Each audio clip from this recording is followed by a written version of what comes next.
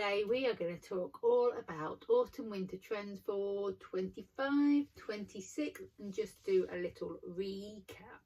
If you are new here, my name is Laurie Van Janssen and I'm a lingerie design consultant, and I help with all the technical side of all your lingerie design so you can go get it made and launch your brand, or if you are just wanting to make lingerie yourself, then I offer the tips and the tricks with my 20-year knowledge, so you don't have to worry or spend all your time trying to work something out. Now, trends is something I used to work on in my first job. I worked for the high street store back in 2000, and the trends back then were pretty easy to follow if you were designing lingerie. It often followed women's outerwear and parts of it would trickle down into the lingerie. So for example, the Bohemian era, where there was lots of floaty stuff, floaty skirts, gypsy skirts, peasant tops, that corresponded to the lingerie by being like lots of soft layers, meshes,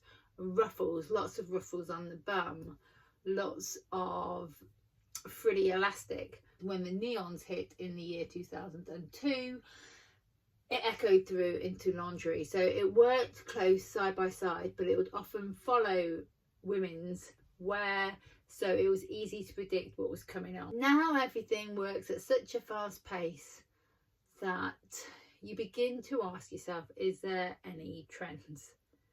And the thing is, with lingerie, what tends to happen is, if you're a brand, an independent brand, I would advise against doing trends, because you're never going to be able to compete with, say, all the high streets, and they've got the money, the speed to turn everything around, follow the colours, follow the styles, and put together a cohesive range, because they're probably doing lots of different styles, whereas you've probably got one style bra, two style bras over a couple of colours. It's not possible to compete, and you don't want to. You want to offer something different. That all said, I have found that certain colours sell better in autumn winter and certain colours sell better in spring and summer.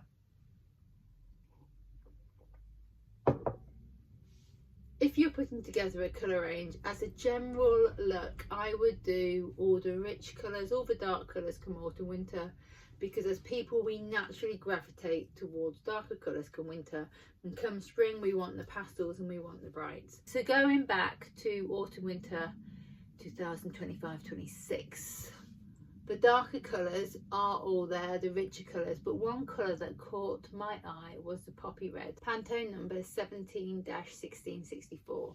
Now this red is quite warm, it's true to its colour, and it brings in the luxury feel that is present in the autumn winter 25-26 trends. Mixing with that is futuristic fabrics mixed with a vintage charm, so think metallics mixed with a delicate eyelash lace. Trends are out there to have fun, but don't feel beholden to them, because what happens is, if you are running late with your lingerie brand and you've got this season's colour and then you don't launch for another year or so, you're going to put your brand behind before it's even launched because you've picked a particular colour.